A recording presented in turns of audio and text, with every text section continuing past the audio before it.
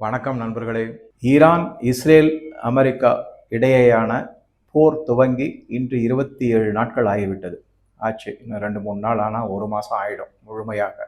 இதில் பல செய்திகள், பல தகவல்கள் எல்லாம் நீங்கள் பார்த்துருப்பீங்க, படிச்சிருப்பீங்க, நேரடியாக பார்த்துருப்பீங்க வீடியோக்கள் மூலமாக. ஒரு விஷயம் கண்டிப்பாக உங்களுக்குமே தோணியிருக்கும்.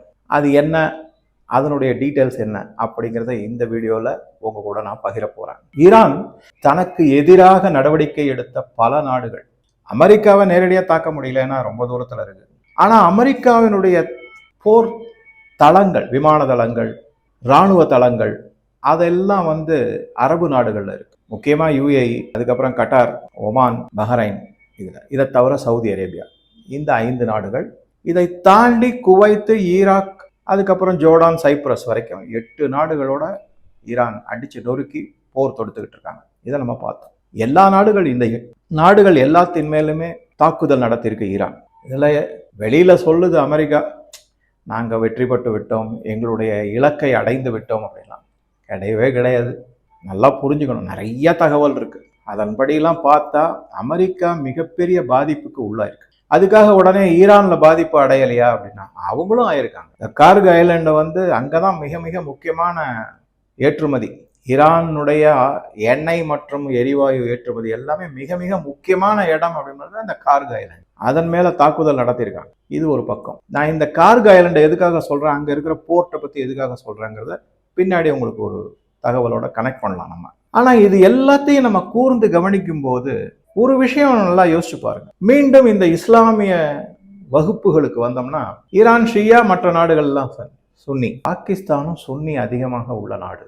ஸோ ஷியா சுன்னி சண்டையா இதை பார்க்க முடியுமா அப்படின்னா அது ஒரு அளவுக்கு தான் பார்க்க முடியும். அதை தாண்டி அமெரிக்காவினுடைய தகுடுதத்தம், எண்ணெய் வர்த்தகம், ஹோர்முஸ் ஸ்ட்ரைட்டை கையகப்படுத்துவது, அரபு நாடுகள் எல்லாத்தையும் தனது அடிமையாக வைப்பது, இப்படி பல காரணங்கள் இருக்குங்கிறத பார்த்துருக்கோம். இதுல மாற்றுக்கிறதே கிடையாது. அமெரிக்காவினுடைய இன்டென்ஷன் ரெஜிம் சேஞ்ச் சொல்றதுதான், ஆட்சி மாற்றம். அதை தாண்டி அவங்களுக்கு செல்ஃபிஷா, சுயநலத்தில் சார்ந்த பல விஷயங்கள் இருக்குங்கிறத பார்க்கணும். அப்படியெல்லாம் இருக்கும்போது பாகிஸ்தான் மேல இதுவரை ஈரான் ஒரு சிறு தாக்குதல் கூட நடத்தவில்லை. இது உண்மை. தாக்குதலை விட்டுருங்க, அட்லீஸ்ட் குறைந்தபட்சமா ஒரு எச்சரிக்கை கூட விடவில்லை. ஒரு த்ரெட்டனிங் கால், ஒன்னு அடிப்பேன் அப்படிங்கிற மாதிரி சொல்ல கூட இல்லை. ரொம்ப புன்முறுவலோட ஒரு அமைதிய ஈரான் கடைபிடித்து வருகிறது பாகிஸ்தானை பொறுத்த வரைக்கும். என்ன காரணம் இருக்கலாம், எப்படியெல்லாம் இருக்கலாம் அப்படிங்கிறது தான் நான் கொஞ்சம் கொஞ்சமா டேட்டாலாம், தகவல்கள்லாம் எடுத்து இந்த வீடியோவில் உங்க கூட பகிர போறேன். சில மிக முக்கியமான காரணம். இப்ப பாகிஸ்தான் எடுத்துக்கிட்டோம்னா உலகத்திலேயே மிக மிக மோசமான ஒரு சுயநலம் கொண்ட நாடு. குள்ளநரித்தனம்னு சொல்லக்கூடிய கன்னிங்னஸ் அதிக அளவில் இருக்கக்கூடிய இன்றைக்கு உலகத்துல யாருன்னா பாகிஸ்தான் தான். சில பேர்லாம் நார்த் கொரியாவை சொல்லுவாங்க. அவர் ஓப்பனா சேலஞ்சு பண்றாரு. அதனால அந்த நார்த் கொரியாவோட பாகிஸ்தான் கம்பேர் பண்ணக்கூடாது. கிம் ஜாங் அங் அவர் என்ன பண்றாருன்னா நேரடியாக சவால் விடுறாரு அமெரிக்காவுக்கோ, இஸ்ரேலுக்கோ, இல்ல மேற்கத்திய நாடுகளுக்கோ. பாகிஸ்தான் அப்படி கிடையாது. குள்ளநரித்தனம் எல்லாமே, கன்னிங் ஃபெலோஸ் அப்படிங்கிற மாதிரி. பாருங்களேன், நீங்க சவுதி அரேபியாவோட ராணுவ ஒப்பந்தம் போட்டு, அந்த ராணுவ ஒப்பந்தத்தின்படி சவுதி அரேபியாவுக்கு ஆதரவாகவும் ஏமான் இருக்கக்கூடிய ஹவுதி என்ற பயங்கரவாத குழுக்கு எதிராகவும் பாகிஸ்தான் சண்டை போடணும். அதற்கான ஒப்பந்தம் தான் அது. ஹவுதி யாரோட ஆளு? ஈரானுடைய ஆளு. அப்ப ஈரானுக்கு மறைமுகமா ஈரானுக்கு எதிராக பாகிஸ்தான் செயல்படுவதாக அர்த்தமாகிறது. இது ஒரு முக்கியமான பாயிண்ட். அடுத்தது பாருங்க, அதே சவுதி அரேபியால அமெரிக்காவின் ராணுவ தளங்கள், விமான தளங்கள்லாம் இருக்கு, போர் விமான தளங்கள். அங்கிருந்து தான் தாக்குதல் நிறைய நடத்துறாங்க. அப்ப ஈரான் மேல தாக்குதல் நடத்தும் போது மறைமுகமாக பாகிஸ்தான் சவுதி அரேபியாவுக்கு ஆதரவு கொடுப்பதனால இது பாகிஸ்தான் இதற்கு உடந்தை, அமெரிக்காவிற்கும் உடந்தை, சவுதி அரேபியாவுக்கும் உடந்தை அப்படிங்கிறது தெளிவாக ஈரானுக்கு எதிரான நிலைப்பாட்டில் இருப்பதாக தெரிகிறது. இது இரண்டாவது. இதுக்கப்புறம் பாத்தீங்கன்னா சைனாவோட ஏகப்பட்ட ஒட்டுறவு இருக்கு. இன்னைக்கு அமெரிக்காவினுடைய ஆதிக்கம் பாகிஸ்தான்ல அதிகமா இருப்பதனால சைனா கொஞ்சம் அடக்கி வாசிக்குது. ஆனா பலவிதமான முதலீடுகளை சைனா பாகிஸ்தான்ல செஞ்சிருக்காங்க. இது ரொம்ப ரொம்ப முக்கியம். அது அந்த வழியில பார்க்கும்போது சைனாவுக்கு ஆதரவா பாகிஸ்தான் இருக்கு. சைனாவுக்கும் ஈரானுக்கும் நல்ல பொருத்தம், நல்ல உறவு இருக்கு. ஸோ ஒரு இடத்துல எதிரிகளோட அபரிமிதமான நட்பு, இன்னொரு இடத்துல நண்பனுக்கு நண்பனோடையும் அபரிமிதமான நட்பு. இது குலநெறித்தனம். இதை தவிர பாகிஸ்தானிலேயே அமெரிக்காவினுடைய F-16 விமான தளங்கள்லாம் இருக்கு. அங்கிருந்து அந்த F-16 விமானங்கள் எல்லாம் அமெரிக்கா ஈரானுக்கு எதிராக உபயோகப்படுத்துகிறது. இதை உடனே கேட்கலாம், சார் இது எப்படி வருது அப்படின்னா, இந்த F-16 விமானங்கள் எல்லாமே எங்க போய் இருக்கு அப்படின்னா டீகோ கார்சியால போய் இருக்கு. அங்கிருந்து சார்டிஸ் மாதிரி வராங்க. அதுக்கப்புறம் ரீஃபியூவலிங் அப்படிங்கறது பாகிஸ்தான்ல நடக்குது. ஆக மொத்தம் நீங்க பாத்தீங்கன்னா வான்வழி தாக்குதல்ல பாகிஸ்தான் அமெரிக்காவுக்கு மிகப்பெரிய அளவுல உதவி செய்யுதுங்கிறதையும் பார்க்கலாம் ஈரானுக்கு எதிராக. இதையெல்லாம் வச்சு பார்க்கும்போது ஈரானுடைய முதல் டார்கெட் யாரா இருக்கணும், யார் அவங்க முதலாக தாக்குதல் நடத்தணும் அப்படின்னு பார்த்தா பாகிஸ்தான். ஆனா வாயே திறக்க மாட்டேங்கிறாங்க. புன்முறுவலோட எல்லாத்தையும் ஒதுக்கி தள்ளிட்டு பாகிஸ்தான் மேல எந்த விதமான கண்டனத்தையோ இல்ல தாக்குதலையோ ஈரான் நடத்துவதே இல்லை. இது வரைக்கும் இன்னைக்கு 27 நாட்கள் முடிந்து போச்சு. இன்னி வரைக்கும் அப்படித்தான் இருக்கு ஈரான். இதற்கான காரணங்கள் என்ன அப்படின்னு கொஞ்சம் நம்ம யோசிச்சு பார்த்தோம்னா பல காரணங்கள் இருக்கு. இதுக்கு நடுவுல பாகிஸ்தானுடைய நிலைப்பாடு எப்படி, இந்த ஈரான் மற்றும் இஸ்ரேல் அமெரிக்காவினுடைய போரை பற்றி. இதுல குறிப்பா இன்னொரு விஷயம் நம்ம கவனிக்கணும். பாகிஸ்தானுக்கும் இஸ்ரேலுக்கும் கண்டிப்பா ஆகவே ஆகாது. கொலவெறி எதிரிகள் ரெண்டு பேரும். அது வேற ஒரு பக்கம். ஆனா பாகிஸ்தான் எடுத்து செய்யக்கூடிய நடவடிக்கைகள் எல்லாமே அமெரிக்காவுக்கு சவுதி அரேபியாவுக்கு ஆதரவா இருக்குன்னு பார்க்கும்போது ஒரு விதத்துல அது இஸ்ரேலுக்கும் அனுகூலமான நிலைப்பாட்டைத்தான் பாகிஸ்தான் எடுத்திருக்குன்னு நம்ம பார்க்கணும். சரி, இது ஒன்று. பாகிஸ்தான் என்னென்ன மாதிரி அறிவிப்புகள் எல்லாம் அறிவிச்சிருக்கு. ஒரு பக்கம் என்ன பண்றாங்க அப்படின்னா சவுதி அரேபியாவோட அமெரிக்காவோட நல்ல ரிலேஷன் இருக்கு, அதை பார்த்தேன். இன்னொரு பக்கம் என்ன சொல்றாங்க அப்படின்னா Iran has the right to defend அப்படின்னு பகிரங்கமா அறிவிச்சிருக்கு பாகிஸ்தான். அதாவது ஈரானுக்கு தன்னுடைய நாட்டை பாதுகாத்து கொள்ள வேண்டிய தற்காப்பு நடவடிக்கைகள் எதிலுமே அது ஈடுபட வேண்டும், அதற்கான உரிமை ஈரானுக்கு இருக்கு அப்படின்னு பகிரங்கமாக பாகிஸ்தான் அறிவித்துள்ளது. இந்த இடத்துலதான் சிக்கல். ரெண்டு பேர் சண்டை போடுறாங்க. இவங்களையும் நான் சப்போர்ட் பண்ணுவேன், அதாவது இஸ்ரேல் அமெரிக்கா சவுதி அரேபியா போன்ற நாடுகளையும் UAE, அதே மாதிரி ஈரானையும் நான் சப்போர்ட் பண்ணுவேன். இது குள்ளநரித்தனம் இல்லாம என்ன அப்படின்னு இந்த இடத்துல உடனே ஒரு கேள்வி வரலாம். சார் இந்தியா மட்டும் அப்படி இருக்கு. இதுல முக்கியமா கவனிக்க வேண்டியதுன்னா இந்தியா அமெரிக்காவிற்கோ மற்ற நாடுகளுக்கோ எந்த விதமான இராணுவ தளங்களையோ அல்லது இங்கே இருந்து தாக்குதல் நடத்துவதற்கான இடங்களையோ கொடுக்கவில்லை. ஈரானுடைய கப்பல்கள் SOS சேவ் அவர் சோல், ஏதோ ரிப்பேர் ஆயிடுச்சு எங்களுக்கு உதவி செய்யுங்கிறதுனால மனிதாபிமான அடிப்படையில உதவி மட்டும்தான் செஞ்சது. இந்திய நாட்டினுடைய இடங்களை உபயோகித்து ஈரான் மீதோ அல்லது மற்ற நாடுகள் மீதோ, இரண்டு நாடுகளுக்கும் இரண்டு குழுக்களுக்கும், ஈரானுக்கும் அந்த மாதிரி அனுமதி கொடுக்கல, அமெரிக்கா மற்றும் இஸ்ரேலுக்கும் அந்த மாதிரி அனுமதி கொடுக்கல. இரண்டு நாடுகளோடையும் நட்புறவிற்கு நம்ம நடுநிலை வகிக்கிறோம் இந்த இடத்துல, அது பார்க்கணும். சரி, அதனால பாகிஸ்தானுடைய நிலைப்பாட்டையும் நம்மளையும், நம்மளுடைய இது என்னன்னா ஸ்ட்ராட்டஜிக் அட்டானமி, பாகிஸ்தானோடதுன்னா குள்ளநரித்தனம், அதுதான் வித்தியாசம். சரி, இப்ப இந்த மாதிரி ஒரு சிச்சுவேஷன்ல கொஞ்சம் நான் என்னென்ன தகவல்கள்லாம் இருக்கு அப்படின்னு பார்த்தோம்னா, முக்கியமான தகவல்களா சைனாவுக்கு ஏகப்பட்ட முதலீடு பாகிஸ்தான்ல செஞ்சிருக்காங்க. குறிப்பா இந்த CPEC, China Pakistan economic corridor, கிட்டத்தட்ட 65 75 பில்லியன் டாலர் வரைக்கும் அங்க இருக்கிற பலவிதமான கட்டுமானங்களுக்கு சைனா செலவு பண்ணியிருக்காங்க. இது ரொம்ப ரொம்ப முக்கியமான ஒரு ப்ராஜெக்ட் சைனாவை பொறுத்த வரைக்கும். சைனாவினுடைய மேற்கு எல்லை பகுதி, அதுக்கு பக்கத்துல தான் இந்த வக்கான் காரிடார்லாம் இருக்கும். அந்த வக்கான் காரிடார் ஆக்சுவலா ஆப்கானிஸ்தானை சேர்ந்தது. அங்கேயும் சில முன்னெடுப்புகள்லாம் செஞ்சுக்கிட்டு இருக்கு சைனா. ஆப்கானிஸ்தானோட இன்ஃப்ராஸ்ட்ரக்சர் டெவலப்மெண்ட் எல்லாம் சில முதலீடுகள் எல்லாம் செஞ்சுட்டு வந்துட்டு இருக்காங்க. அது தனி டாபிக். இப்ப பாகிஸ்தான் பாத்தீங்கன்னாக்கா சைனா தன்னுடைய இந்த மேப்ல நீங்க பாத்தீங்கன்னாலே தெரியும், மேற்கத்திய எல்லையிலிருந்து பாகிஸ்தான் வழியா ஒரு சாலைகள்லாம் போடப்பட்டு இன்ஃப்ராஸ்ட்ரக்சர் டெவலப்மெண்ட் எல்லாம் கட்டுமானங்கள் எல்லாமே செஞ்சிருக்கு சைனா.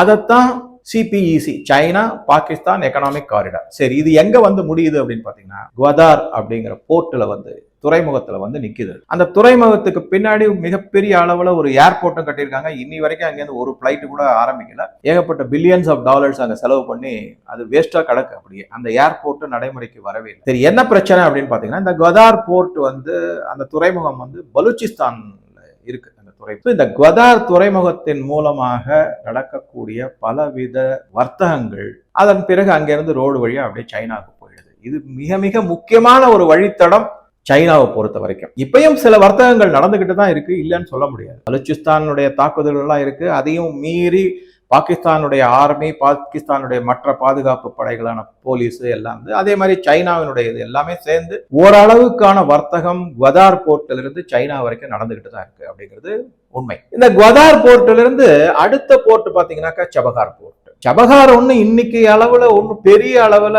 நடவடிக்கைகளோ அங்க பெரிய ஆக்டிவிட்டிஸ் எதுவும் ஜாஸ்தி இல்லை இன்னைக்கு தேதிக்கு. இப்பதான் அது டெவலப் ஆயிட்டு. இதுல என்ன முக்கியமான விஷயம் அப்படின்னா, சபஹார் போர்ட்டை பொறுத்த வரைக்கும் அது இந்தியாவின் கையடக்கத்துல இருக்கு. குவதாரை பொறுத்த வரைக்கும் சைனாவின் கையடக்கம். இது இரண்டுக்கும் இடைப்பட்ட தூரம் எவ்வளவுன்னு பாத்தீங்கன்னா ஒரு 150-160 கிலோமீட்டர் தான் இது ரெண்டுத்துக்கும் நடுவுல இருக்கிற டிஸ்டன்ஸ். சபஹார் போர்ட் உடனே சொல்லலாம், சார் அது இப்ப ஈரான்ல இருக்கு, நம்மளால இந்தியாவால ஏதாவது செய்ய முடியுமா, செய்ய முடியாதா அப்படின்னா, கிட்டத்தட்ட ஒரு அடுத்த 5 வருடத்திற்கு நீங்க ஒன்றும் கவலைப்படணும். அதே மாதிரி 2023 25 வருடத்திற்கு ஈரானோட இந்தியா ஒப்பந்தம் போட்டிருக்கு. ஏன் சபஹார் துறைமுகம் நமக்கு மிக மிக முக்கியமானது. ஏன்னா அங்கிருந்து தான் ஆப்கானிஸ்தான் மற்றும் மத்திய ஆசிய நாடுகளுக்கு வர்த்தகத்தை சுலபமாக நடத்தி செய்ய முடியும் அப்படிங்கிறது. இது ஒரு முக்கியத்துவம் வாய்ந்த இடம். ஸோ இந்த குவதார் போர்ட் அங்கிருந்து தரை வழியான சைனாவுக்கு போகக்கூடிய வர்த்தக பாதைகள் எல்லாமே மிக மிக முக்கியமானது. இது ஒரு பக்கம், இது முக்கியமான பாயிண்ட். அது எல்லாமே பாகிஸ்தான் வழியா போகும். நம்ம ஏற்கனவே 2-3 வீடியோல நான் சொல்லியிருக்கேன், ஈரானுடைய எண்ணெய் மற்றும் எரிவாயு ஏற்றுமதியில 80% ஏற்றுமதி சைனாவுக்கு தான் போகுது. அந்த மாதிரி சைனாவுக்கு போகும்போது என்ன ஆகுது அப்படின்னா, குவதார் வழியா வந்து அங்கிருந்து அப்படியே சாலை வழியா பாகிஸ்தான் வழியா போயிட்டு அப்படியே சைனாவுக்கு போகுது அப்படிங்கிறது ஒரு பாதை. இன்னொரு பாதைய சொல்றாங்க. அது என்ன அப்படின்னா, பாகிஸ்தானுக்கும் ஈரானுக்கும் நடுவுல கிட்டத்தட்ட 900 கிலோமீட்டர் 900 கிலோமீட்டர்ஸ் எல்லை இருக்கு அவங்களுக்கு. இந்த எல்லையில என்ன பிரச்சனை அப்படின்னா, பலூச்சிஸ்தான் அந்த எல்லைய பகிர்ந்து கொள்கிறது. பாகிஸ்தான்ல இருக்கக்கூடிய பலூச்சிஸ்தான் ப்ராவின்ஸ். அதை தவிர மேல கைபர் பக்துன்வா அதெல்லாம் இருக்கு. ஸோ இந்த எல்லையில எல்லா இடத்துலையுமே ஹைலி போரஸ் அப்படின்னு, அதாவது வெகு சுலபமாக மக்கள் போக்குவரத்து நடக்கும். சாதாரணமா போயிட்டு வருவாங்க. இதை சமூக விரோதிகள், அதுக்கப்புறம் கடத்தல்காரர்கள், அவங்களும் ரொம்ப திறமையா இந்த இடத்த சர்வசாதாரணமா உபயோகிக்கிறாங்க. சென்ற ஒரு வீடியோல சொல்லியிருந்தேன் நான், ஒரு நாளைக்கு கிட்டத்தட்ட 5 லட்சத்திலிருந்து 10 லட்சம் லிட்டர் வரைக்கும் பெட்ரோல் மற்றும் டீசல் ஈரானிலிருந்து பலூச்சிஸ்தான் வழியாக ட்ரக்குகள் மூலமாக கடத்தி பாகிஸ்தானுக்கு கொண்டு வரப்படுகிறது. இது அத்தனையுமே தகுடுதத்தம், பித்தலாட்டம், திருட்டு எல்லாமே. அதை நம்ம ஒரு வீடியோல தெளிவா பார்த்துருக்கோம். இப்ப அதே போரஸ் பார்டர் வழியாக பல விதமான சட்டத்துக்கு புறம்பான எண்ணெய் வர்த்தகம் நடக்குது அப்படிங்கிறதும். அதுக்கு யாரு துணை போறாங்க? பாகிஸ்தான் துணை போகிறது. இதை பற்றி வல்லுநர்கள்லாம் எப்படி சொல்றாங்கன்னா, இது ரொம்ப ரொம்ப அதாவது சென்சிட்டிவ். அது ஒண்ணு. ரெண்டாவது, எந்நேரமும் அது தாக்குதலுக்கு உள்ளாக்கப்படும். ஆனா எப்படி சமாளிக்கிறாங்கன்னா, எல்லாமே லஞ்ச லாவண்யம். பலூச்சிஸ்தான்ல இருக்கிறவங்க லஞ்சம் வாங்கிக்கிட்டு ட்ரக்கை பாகிஸ்தான் உள்ள விடுறாங்க. அதுக்கப்புறம் அங்க இருக்கிற பாதுகாப்பு படையினர், பாகிஸ்தானுடைய பாதுகாப்பு படையினர் எல்லையெல்லாம் தாண்டுவதற்கும் அங்கிருந்து பரதரா போவதற்கும் போலீஸ்ல இருந்து ராணுவ அதிகாரில இருந்து எல்லாருமே, உள்நாட்டு பாதுகாப்பு ராணுவம் எல்லாரும் அந்தந்த இடத்துல அவங்களுக்கு எவ்வளவு தேவையோ எவ்வளவு வாங்க முடியுமோ அந்த அளவுக்கு லஞ்ச லாவண்யம் தலை விரித்து ஆடுகிறது. இது இந்த இல்லீகல் ட்ரேடு ரூட், வர்த்தக பாதையும் ஈரானை பொறுத்த வரைக்கும் முக்கியம். ஈரானுக்கு எப்படியாவது எண்ணெயை வித்தே ஆகணும். ஏன்னா பல விதமான தடைகள் போடப்பட்டுள்ளது. தடைகள் போடப்பட்டு இருந்தாலும் 2019 இருந்து இந்தியா எண்ணெய் வாங்குவதில்லை அப்படிங்கறது போன வீடியோல சொல்லி. ஆனா சைனா என்ன தடை விதித்தாலும் இந்த மாதிரி தகுடுதத்தங்கள்லாம் செஞ்சு எண்ணெயை வாங்கிக்கிட்டு தான் இருக்காங்க. அதற்கு அவங்க டாலர் கொடுப்பதில்லை, யுவான் மூலமான வர்த்தகம் நடந்துகிட்டு இருக்கு. அதனாலதான் இப்ப சமீபத்துல ஈரான் ஒரு அறிவிப்பு விட்டுருக்காங்க, எண்ணெயை நீங்க யுவான்ல வாங்குறதா இருந்தா ஹோர்மூஸ் ஸ்ட்ரைட்ல தடைகளை நாங்க நீக்கிறோம், தாக்குதலை நிறுத்துறோம் அப்படிங்கிற மாதிரி எல்லாம் சொல்லியிருக்காங்க. அதாவது அப்படின்னு சில ஸ்டேட்மெண்ட்லாம் வந்திருக்கு. அதுவும் ஒரு தனி ஸ்டோரியா தான் பார்க்க முடியும், ஏன்னா அவ்வளவு விஷயங்கள் இருக்கு அதுல. இப்ப இந்த மாதிரி ஒரு பொருளாதார அடிப்படையில பாத்தீங்கன்னா ஈரான் மிகப்பெரிய பாதிப்புக்கு உள்ளாயிருக்கு. அதனால அவங்களுக்கு சைனாவுக்கு எண்ணெயை விற்றே ஆக வேண்டும் நிலைமை இருக்கு. அதிலிருந்து வரக்கூடிய பணம் தேவைப்படுது. பலவிதமான பொருட்களையும் சைனா கொடுக்குது. இராணுவ தளவாடங்கள் இதுல குறிப்பா போன வீடியோல நான் சொல்லியிருந்தேன், ஒரு வீடியோல சைனாவும் ரஷ்யாவும் பின்புலத்தில் இருக்கு. அந்த மாதிரி பார்க்கும்போது பலவிதமான ஏவுகணைகள், அதுவும் குறிப்பா கடற்படையில் இருக்கக்கூடிய கப்பல்களை தாக்குவதற்கான ஆன்டி ஷிப் மிசைல்ஸ் மற்றும் ஹைப்பர்சானிக் மிசைல்ஸ் அதையுமே ரஷ்யாவும் சைனாவும் கொடுத்துருக்காங்க. அதனாலதான் அமெரிக்க கப்பல் ஒன்று ஜெரால்ட் ஃபோர்டு அது கொஞ்சம் தண்ணி போயிருக்காங்க. அதுக்கு ஏதோ காரணம்லாம் சொல்லியிருக்காங்க. லாண்ட்ரியில ஃபயர் ஆக்சிடென்ட் ஆயிடுச்சு அப்படின்னா அமெரிக்கா ஏதோ சப்பக்கட்டு கட்டியிருக்கு, அது மீட் எடுக்கிறதுக்கு 18 மாதம் ஆகும்னு வேற அறிவிப்பு வந்திருக்கு. ஆனால் அது போயிடுச்சு, ஏதோ தாக்குதலுக்கு உள்ளாக்கப்பட்டிருக்கு அப்படிங்கிறத பார்க்கணும். சரி, அதெல்லாம் இருக்கட்டும் ஒரு பக்கம். ஸோ ஆக மொத்தம் நம்ம இதுலேருந்து என்ன பார்க்கணும் அப்படின்னா, சைனாவுக்கு தன்னுடைய இன்ஃப்ராஸ்ட்ரக்சரை காப்பாற்றணும், பாகிஸ்தானில் இருக்கக்கூடிய கட்டுமானங்களை காப்பாற்றணும். ஈரானுக்கு அந்த கட்டுமானங்கள் மூலமாக நடக்கக்கூடிய வர்த்தகம், அதன் மூலமாக கிடைக்கக்கூடிய பணம் மிக மிக முக்கியம். அதனால ஒருவேளை அதை தாக்கிட்டா சைனாவும் ஈரானை ஆதரிப்பதை நிறுத்திவிடும். இது ஒரு முக்கியமான செய்தி. இது எப்படிப்பட்ட ஒரு இதுனா, பொருளாதார லைஃப் லைன் அப்படின்னு சொல்லக்கூடியது தனிமைப்படுத்தப்படும் ஈரானை பொறுத்த வரைக்கும்.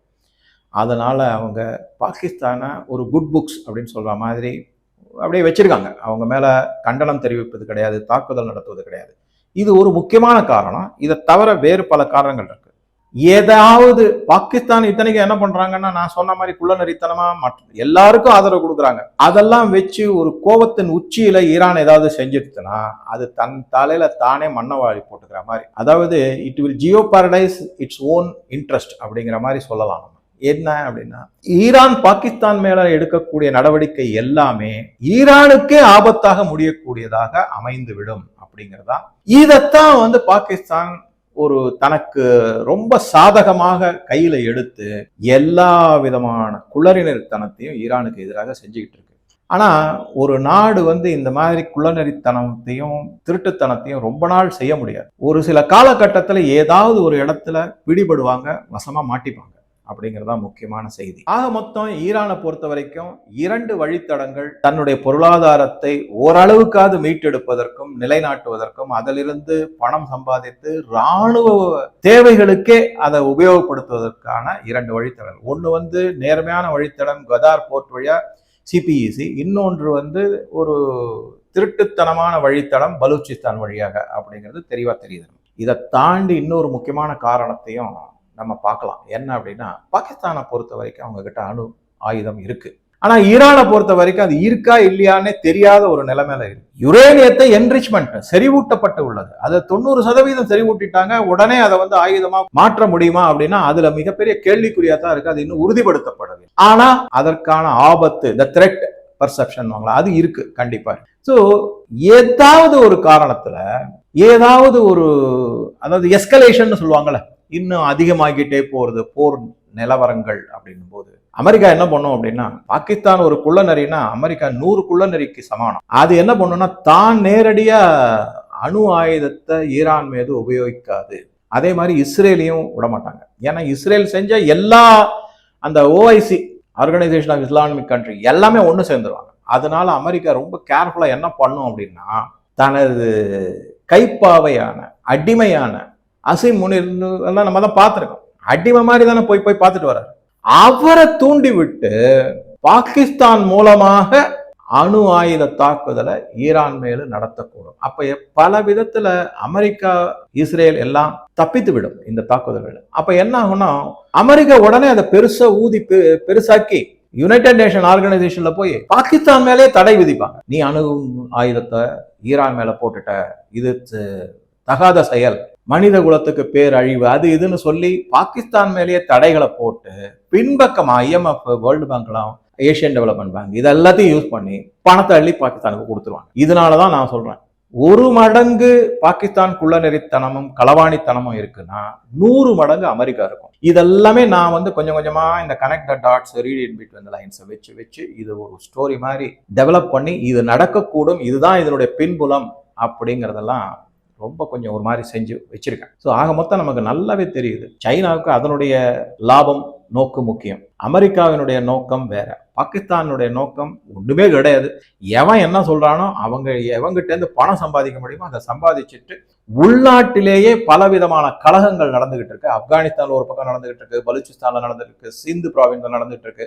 அதையெல்லாம் ஏதோ ஒரு மாதிரி பெடல் பண்ணுவான்னு சொல்ற மாதிரி சமாளிச்சு ஒப்பேத்தி ஓட்டிட்டு இருக்காங்க பாகிஸ்தான். அங்க இருக்கிற அரசு அதிகாரிகளும் சரி, அரசு பதவியில இருப்பவங்களும் சரி, ஷபாஸ் ஷரீஃபோ இல்ல வேற யாரோ, அதுக்கப்புறம் ராணுவ அதிகாரிகளும் சரி, அவங்க சொந்த நலனை பார்த்துக்கிறாங்க. பல $1 மில்லியன் பணத்தை கொள்ளையடிச்சு சொகுசு வாழ்க்கை வாழறதுக்கான தீவுகளை வாங்கியிருக்காங்க. வெளிநாட்டுல கனடா போன்ற நாடுகளுக்கு, அமெரிக்கா போன்ற நாடுகளுக்கு, ஆஸ்திரேலியா போன்ற நாடுகளுக்கு தங்களுடைய குடும்பங்களை, ஈவன் இங்கிலாந்து, லண்டன் போன்ற நாடுகளுக்கு தங்களுடைய குடும்பங்களை தான் அனுப்பிட்டாங்க. கடைசியில் அங்க அவஸ்தைப்படுறது பாகிஸ்தான்ல யாருன்னு பாத்தீங்கன்னா சாதாரண பொதுமக்கள் தான். இதெல்லாம் நான் எதுக்காக சொல்றேன்னா, இந்த மாதிரி நிலைமையெல்லாம் இந்தியால வராம நம்ம இருக்கோம் அப்படின்னா அது ஒருத்தரால சாத்தியக்கூறு ஆகிறது. ஸோ உங்க கருத்துக்களை பதிவிடவும். நன்றி, வணக்கம்.